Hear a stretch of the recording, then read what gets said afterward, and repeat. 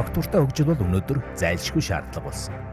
Invesco Property-ийн байгаль орчинд үзүүлэх бодит нөлөөгөөр эрчим хүчний үр ашиг, ногоон хөгжүүлэлтийн шинэ стандартыг Монголд тогтоож байна. Энэ нь салбарын ирээдүйн чиглэлийг тодорхойлж эхэллээ. CMBC Mongolia Changemaker Sustainable and Climate Impact чаглалыг Invesco Property-д гардуулж байна.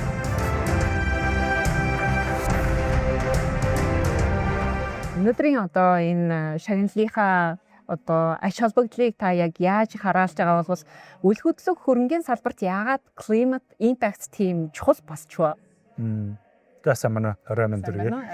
Энэ юм зүгээр заавал үйлчлэхгүй юм дэлхийд даяар өрнж байгаа одоо хөдөлгөөн байгаа шүү дээ. Бид нар одоо нэр carbon credit багасгах гэж Монгол улс одоо 2030 он гэхэд carbon credit маш багасна гэсэн одоо тийм зорилт тавьсан байгаа. Тэрний хүрээнд одоо зөвхөн барилгын салбар гэхгүй ер нь бүхэл салбарууд хамтарч ажиллах хэрэгтэй. Барилгын салбар дээр бол бид нар яалчгүй одоо бидний одоо энэ төсөл одоо хэрэгжүүр боломжтой юм одоо барьсан барилга эрчим хүчний хэмнэлттэй ногоон тал руугаа яаж эрчим хүч бага хэрэгжилж одоо хүмүүсийн орчин суугчийн тав тухыг хандах вэ гэдэг одоо төлөвлөлтийг бид нар гаргаад зориод одоо хэрэглэгчтэй одоо эхнээс нь бүргээд юм өнөөдөр юм шагнал авсан байгаа тань.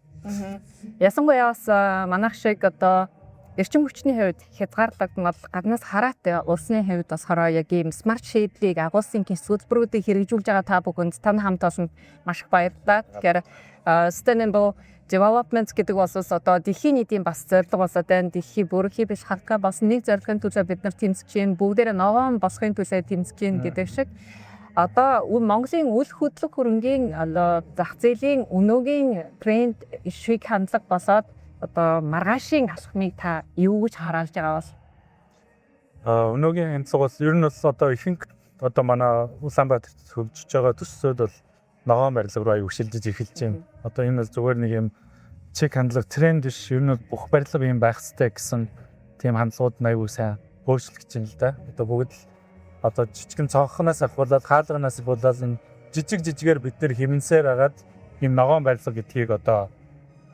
шаардлагыг хангаж эхэлж байна л да. Тэгэхээр цаашдаа ч гэсэн одоо бид нэр технологи аягүй хөгжиж байна. Одоо энийг хөгжөөд дагаад одоо айлын одоо агаарч үлдсэн систем ямар байх хэвтэй. Цонхноос ямар төвшөнд одоо дулаан хадагдах байх хэвтэй. Энэ бүх юмыг бүгдээр жижигнээс одоо сайжруулж иж одоо ногоон sustainable гэдэг одоо чиг хандлагаар явж юм. Тэгэхээр өнөөдрийн байдлаар бол яг ногоон барилга бол сүүлийн үед хөгжиж байгаа боловч цаашдаа бол аюул эрчимтэй хөгжим гэж одоо бид нар харж байгаа. Ялангуяа технологи ялангуяа бүр AI ч үт юм уу айл өдрийн температураа яаж тогтвортой байх вэ? Шөндөө хэдэн градустай байх вэ? Өдөрт яалынхаа температур 20 градус цахад та гэрэг эрчим хүч хангаад байна гэдэг. Энэ бол өмнө бүгдийн тооцоолоод ихээр ер нь бол одоо ногоон барилгын ногоон хөгжил бол цаашаа боломжлог болох гэж хараад байгаа шүү. Бид нар одоо өдөр тутамдаа ухаалаг утас хэрэгж байна те. Тэгэхээр одоо бидний амьдарч байгаа бас орон сууц маань бүртээс одоо ухаалаг болж ирж байна гэж ингэж ойлгож болох. Тийм.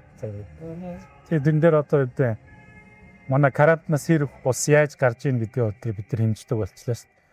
Тэгэхээр бид нар гараа угахдаа урд нь одоо хуучны цоргоор хэдэн литрээс гардаг байсан.